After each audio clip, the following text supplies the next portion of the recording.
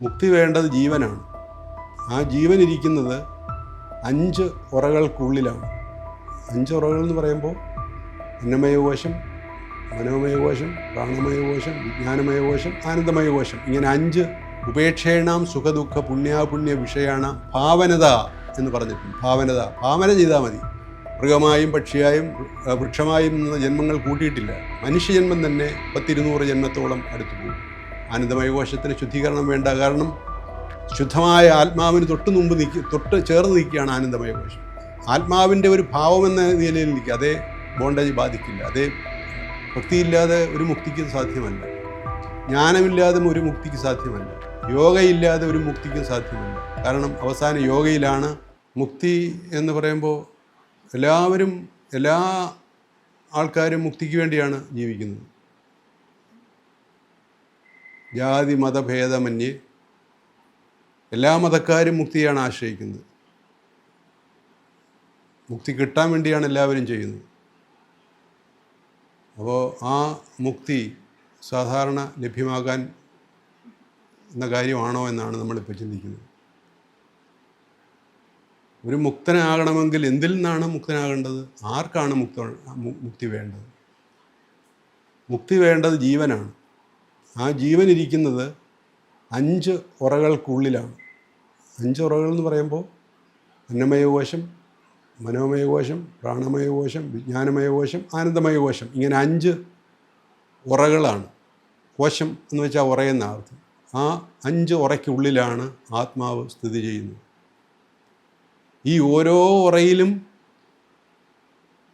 ബന്ധനങ്ങളും ഉണ്ട്. Physical body, ഉദാഹരണം physical body, നമ്മുടെ ഈ അന്നമയകോശം. ഈ അന്നമയകോശത്തിന് വേണ്ടി നാം ആഹാര രൂപേണ ഉപയോഗിച്ചിട്ടുള്ള അന്യ ജീവികളുടെ ആയാലും അന്യ വൃക്ഷങ്ങളുടെ ആയാലും ഫലങ്ങളുടെ ആയാലും അന്യർക്ക് ബുദ്ധിമുട്ടുണ്ടാകുന്ന രൂപത്തിൽ നാം സ്വീകരിച്ചിട്ടുള്ളവ, അതുപോലെ അന്യ വസ്തുക്കൾ സ്വീകരിച്ചിട്ടുള്ളവ, നമുക്ക് ഉപയുക്തമല്ലാത്ത സ്വീകരിച്ചിട്ടുള്ളവ, ഇതെല്ലാം സൂക്ഷ്മ രൂപത്തിൽ ഈ അന്നമയകോശത്തിൽ കിടപ്പുണ്ട്. അതേപോലെ അതിന് തൊട്ടുള്ളിലുള്ള പ്രാണമയകോശത്തിൽ പ്രാണനിലൂടെ നമ്മൾ എന്തെല്ലാം സ്വീകരിച്ചിട്ടുണ്ടോ, പ്രാണനിലൂടെയും സ്വീകരിക്കുക എന്ന് പറഞ്ഞാൽ എല്ലാ ഇന്ദ്രിയങ്ങളും അതിൻ്റെ ഇന്ദ്രിയ ശക്തി, അതിൽ ഇന്ദ്രിയത്തിൽ കൂടെ കിട്ടിയ ജ്ഞാനം, അറിവ്, കണ്ണിൽ നിന്ന് കാഴ്ച, ചെവിയിൽ നിന്ന് കേൾവി തുടങ്ങിയിട്ടുള്ള അറിവുകൾ എല്ലാം പ്രാണൻ വഴിയാണ് വരുന്നത്. അതിൻ്റെ നന്മ തിന്മകളെല്ലാം വേർതിരിച്ച ശേഷമാണ് ഞാനെന്ന് പറയുന്നത് എന്നിലെത്തുന്നത്. അതിന് മുമ്പായിട്ട് അതിൻ്റെ നന്മതിന്മകളെല്ലാം വേർതിരിച്ച് പ്രാണനിലത് ശേഖരിക്കപ്പെടും. അതുപോലെ മനോമയകോശം, നമ്മൾ ചിന്തിച്ചു കൂട്ടുന്ന കാര്യങ്ങൾ, ചിന്ത തന്നെ ഒരു വലിയ ശക്തിയേറിയ ആയുധമാണ്. മനസ്സുകൊണ്ട് നമുക്ക് നന്മ ചിന്തിക്കാം. അത് നമ്മുടെ യോഗസൂത്രം തന്നെ പറഞ്ഞിട്ടുണ്ട്, മൈത്രി കരുണ മുദിത ഉപേക്ഷേണാം സുഖദുഃഖ പുണ്യാപുണ്യ വിഷയാണ ഭാവനത എന്ന് പറഞ്ഞിട്ടുണ്ട്. ഭാവന ചെയ്താൽ മതി. അത് മനസ്സാണ് അവിടെ പ്രധാനം. മൈത്രിയും കരുണയും ഉദിക്കണം. സുഖത്തോടും ദുഃഖത്തോടും ഉപേക്ഷയുണ്ടാകണം. പുണ്യത്തോടും അപുണ്യത്തോടും ഒരുപോലെ നമുക്ക് ചിന്തയുണ്ടാകണം. ഇത്രയും നമ്മൾ ചെയ്യണ്ട. ഭാവന ചെയ്താൽ മതി. അപ്പോൾ ഭാവനയ്ക്ക്, അത് മനസ്സിന് അത്ര പ്രാധാന്യമാവുള്ളൂ. എന്നുവെച്ചാൽ മനസ്സിൽ വന്നു പോയിക്കൊണ്ടിരിക്കുന്ന ഓരോ കാര്യങ്ങളും അരിപ്പ പോലെ നമ്മുടെ മനസ്സരിച്ച് ഓരോ കർമ്മബന്ധങ്ങളായി നമ്മുടെ മനസ്സിൽ നിക്ഷേപിക്കും. ഇത് പുനർജന്മത്തിന് കാരണമാകും. അപ്പോൾ നമ്മൾ വിചാരിക്കുന്ന പോലെ നിസ്സാരമല്ല ഈ മുക്തി എന്ന് പറയുന്നത്. മനോമയകോശം കഴിഞ്ഞാൽ വിജ്ഞാനമയകോശം, ആനന്ദമയകോശം. വിജ്ഞാനമയകോശത്തിൽ നമ്മൾ എന്തെല്ലാം സ്വീകരിച്ചിട്ടുണ്ട്, നമ്മൾ എന്തെല്ലാം അറിവ് സ്വീകരിച്ചിട്ടുണ്ട്, ഗുണമുള്ളതും ഗുണമില്ലാത്തതും, ഇതെല്ലാം ഇവിടെ കിടക്കുകയാണ്. പക്ഷേ ഒരു അറിവും നമ്മൾ ആർക്കും പകർന്നു നൽകിയിട്ടില്ല. പകർന്നു നൽകുമായിരുന്നെങ്കിൽ അതാ ഈ അധ്യാപനം കൊണ്ടുള്ള ഒരു വിശേഷത. പകർന്നു നൽകുമായിരുന്നെങ്കിൽ അതിൽ കുറേ അജ്ഞാനം നഷ്ടപ്പെടുമായിരുന്നു. അപ്പോൾ ഇത് ഒരു പാപമാണ്. നമുക്ക് കിട്ടിയ ജ്ഞാനം നാം പകരാതിരിക്കുന്ന ഒരു പാപമാണ്.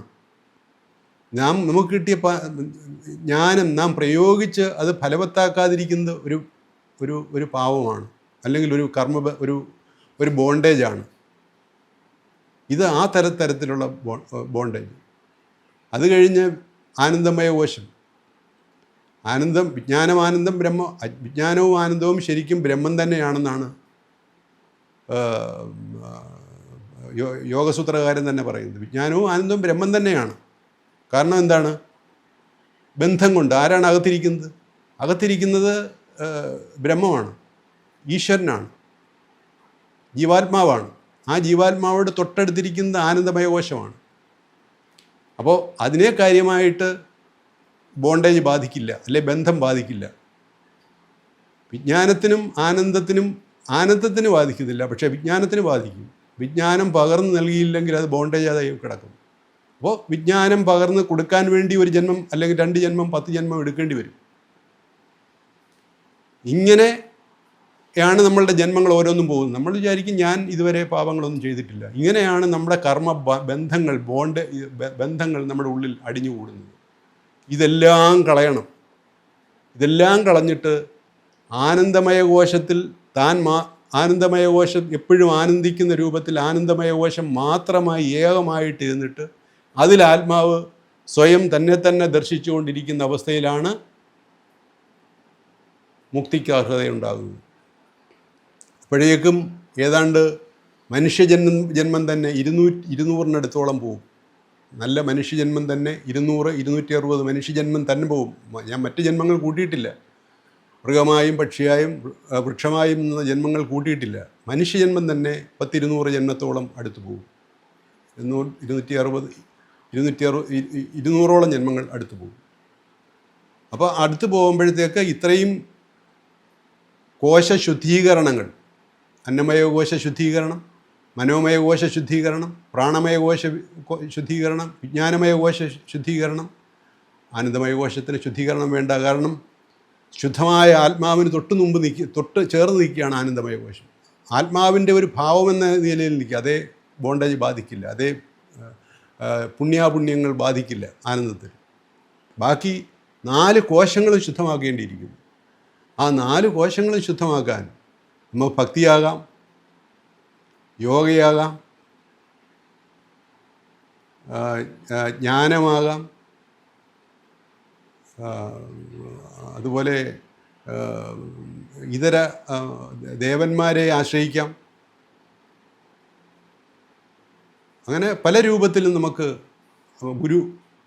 നല്ല ഗുരുക്കന്മാരുടെ അനുഗ്രഹം കൊണ്ടിട്ട് ഈ പാവങ്ങളെല്ലാം ദഹിച്ചു പോകാം. കുറേയൊക്കെ ദഹിച്ചു പോകാം, എല്ലാമല്ല, കുറേയൊക്കെ ദഹിച്ചു പോകാം. ബാക്കിക്ക് നമ്മൾ പണി ചെയ്ത് മാറ്റിയാൽ മതി. എന്തായാലും ഇതെല്ലാം ഒന്നും ത്യജിക്കാനില്ല. ഭക്തിയില്ലാതെ പറ്റില്ല. ഭക്തിയില്ലാതെ ഒരു മുക്തിക്ക് സാധ്യമല്ല. ജ്ഞാനമില്ലാതെ ഒരു മുക്തിക്ക് സാധ്യമല്ല. യോഗയില്ലാതെ ഒരു മുക്തിക്കും സാധ്യമല്ല. കാരണം അവസാന യോഗയിലാണ് ആനന്ദമയ കോശം ഉയർന്നു പോകുന്നത്. അപ്പോൾ യോഗയില്ലാതെ സാധിക്കില്ല, വിജ്ഞാനമില്ലാതെ സാധിക്കില്ല. വിജ്ഞാനം വേണ്ട വിധത്തിൽ പ്രയോഗപ്പെട്ടില്ലെങ്കിൽ അതും ഇതിന് ബന്ധത്തിന് കാരണമാകും. അപ്പോൾ എല്ലാം ആവശ്യമാണ്. വിജ്ഞാനമില്ലേ പിന്നെ എങ്ങനെയാണ് നമുക്ക് ഇതിൻ്റെ മാർഗം തെളിഞ്ഞു കിട്ടുന്നത്? വിജ്ഞാനത്തിലൂടെയല്ലേ തെളിഞ്ഞു കിട്ടുന്നത്. പക്ഷേ അത് വിജ്ഞാനം നമ്മൾ എടുത്താൽ കാലയിലിരിക്കുന്ന മുള്ളെടുക്കുന്ന പോലെയാണ്. വിജ്ഞാനം എടുത്താൽ കാലയിലിരിക്കുന്നൊരു മുള്ളെടുക്കാൻ മറ്റൊരു മുള്ള ഉപയോഗിച്ച് ആ മുള്ളെടുത്താൽ ആ മുള്ളും ഉപയോഗിച്ച മുള്ളും രണ്ടും എടുത്ത് നമ്മൾ ദൂരെ എറിയണം. കാലയിൽ ഇരുന്ന മുള്ളും എടുത്ത് കളയണം, കാലയിലെ മുള്ളെടുക്കാനെടുത്ത മുള്ളും എടുത്ത് കളയണം എന്ന പോലെയാണ് വിജ്ഞാനത്തിൻ്റെ പ്രശ്നം. വിജ്ഞാനത്തിനേ ഉള്ള ഒരു പ്രശ്നം.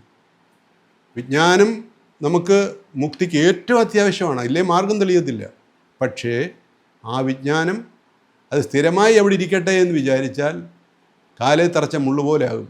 മറ്റൊരു മുള്ളുകൊണ്ട് അതെടുത്ത് കളയുന്നത് പോലെ മറ്റൊരാൾക്ക് നമ്മുടെ വിജ്ഞാനം പകർന്നു കൊടുത്ത് ആ ബോണ്ടേജ് നമുക്കില്ലാതാകണം.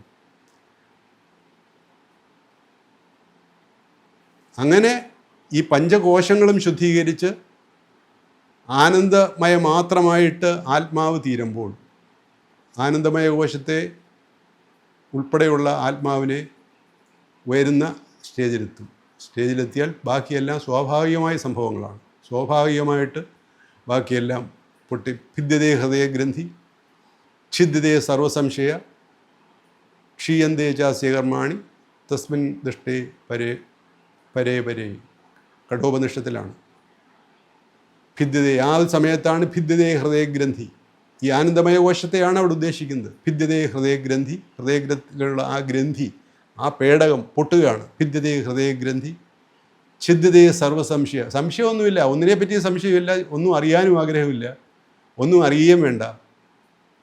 ഛിദ്യതേ സർവസംശയ ക്ഷീയന്തേ ചാസ്യ കർമ്മ, ഒന്നും ചെയ്യാൻ ആഗ്രഹമില്ല, ഒരു കർമ്മവും വേണ്ട, കർമ്മം അറിയാനും ആഗ്രഹമില്ല, കർമ്മവും ചെയ്യാനും ആഗ്രഹമില്ല, ചെയ്യുന്നുമില്ല. ക്ഷീയന്തേ ചാസ്യ കർമാണി തസ്മിൻ ദൃഷ്ടേ പരേ പരേ, അങ്ങനെയുള്ള എത്തിയ ഒരുവൻ്റെ ദൃഷ്ടിയാണ്, അവൻ്റെ കാഴ്ചയാണ്, അവൻ്റെ ദൃക്കാണ്. അവൻ്റെ ദൃക്കെന്ന് പറയുന്നത് ആത്മാവിൻ്റെ ദൃക്കാണ്, അല്ല കണ്ണിൻ്റെ ദൃക്കല്ല.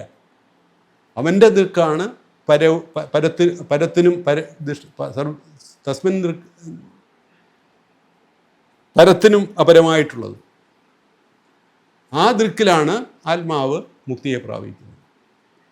അപ്പോൾ പല ആചാര്യന്മാരും പറയും ഇതിലേതെങ്കിലും ഒന്നെടുത്താൽ നമുക്ക് എത്താം. നടക്കില്ല. ഏതെങ്കിലും ഒന്നെടുത്ത് മുക്തിപദത്തിലെത്താൻ സാധിക്കില്ല. ആകെ ഏതാണ്ട് കണക്കാക്കപ്പെട്ടിട്ടുള്ളത് ഏതാണ്ട് 260 ജന്മങ്ങളോളം മനുഷ്യജന്മങ്ങളോളം വേണ്ടി വരുന്നു ഒരു മുക്തിയുടെ അടുത്തെത്താനെന്നാണ് പറയപ്പെടുന്നത്. അപ്പോൾ എത്രത്തോളം കഷ്ടപ്പാടാണ്. അതുകൊണ്ട് നമ്മൾക്കറിയാവുന്ന എല്ലാ വിദ്യകളും നമ്മളിപ്പോൾ പറയില്ലേ, നമ്മളിപ്പോൾ എവിടെയെങ്കിലും ഒരു യാത്ര പോകുമ്പോൾ ടിക്കറ്റ് കിട്ടാൻ ബുദ്ധിമുട്ടിയാൽ, ട്രെയിനിലോ അല്ലെങ്കിൽ ഫ്ലൈറ്റിലോ ടിക്കറ്റ് കിട്ടാൻ ബുദ്ധിമുട്ടിയാൽ നമുക്കറിയാവുന്ന എല്ലാ വിദ്യകളും അതിനുവേണ്ടി ശ്രമിക്കും. നമുക്ക് കിട്ടാവുന്ന എല്ലാ ഫ്രണ്ട്സിനെയും നമ്മൾ സമീപിക്കും. നമുക്ക് കിട്ടാവുന്ന എല്ലാ മാർഗങ്ങളും നമ്മൾ നോക്കും ഒരു ടിക്കറ്റ് കിട്ടാൻ വേണ്ടി. അതുപോലെയാണ് ഈ ടിക്കറ്റ് മുക്തിയുടെ ഈ ടിക്കറ്റ് കിട്ടാൻ നമുക്ക് അറിയാവുന്നതും നമുക്കറിയാവുന്ന മറ്റുള്ളവരുടെ അറിവുകളും എല്ലാം നാം ഉപയോഗിച്ചാൽ മാത്രമേ ആ ഒരു ടിക്കറ്റ് കിട്ടുകയുള്ളൂ. കിട്ടിയാലും അത് അത്ര പെട്ടെന്ന് വിജയിക്കണമെന്നില്ല. ഒരു കരട് കിടന്നാൽ ആ മുക്തിസ്ഥാനം തിരിച്ചു വരേണ്ടി വരും. ആ കരട് കിടന്ന കാരണത്താലാണ് എനിക്ക് തിരിച്ചു വരേണ്ടി വന്നത്. അത് പ്രാക്ടിക്കലായി അറിഞ്ഞുകൊണ്ട് ഞാൻ പറയുകയാണ്. ഒരു കരട് കിടന്നാൽ, ഒരു ചെറിയ കർമ്മബന്ധം കിടന്നാൽ മതി, ആ സ്ഥാനത്ത് നമുക്ക് തിരിച്ചു വരേണ്ടി വരും. അപ്പോൾ അതുകൊണ്ട് മുക്തി എന്ന് പറയുന്ന ചെറിയ കാര്യമല്ല. എല്ലാവരും പറയുന്ന പോലെ ഇപ്പോൾ ഏതെങ്കിലും ഒരു കാര്യം ചെയ്ത് സാധിക്കാവുന്നതല്ല. നമുക്കറിയാവുന്നതും മറ്റുള്ളവർക്കറിയാവുന്നതുമായ എന്തെല്ലാം വിദ്യകൾ നമുക്ക് പ്രയോഗിക്കാമോ അതെല്ലാം പ്രയോഗിച്ചാലും ചിലപ്പോൾ ഏതെങ്കിലും അറിയാതെ കിടക്കുന്ന ഒരു ചെറിയ സംഗതി ഇതിന് മുക്തിക്ക് തടസ്സമായി തീരും, അല്ലെങ്കിൽ പോയാൽ തിരിച്ചു വരാൻ കാരണമായി തീരും. അതുകൊണ്ട് ശ്രദ്ധയോടെ ജീവിക്കുക. ഇതാണ് മുക്തിയെപ്പറ്റി പറയുന്നത്.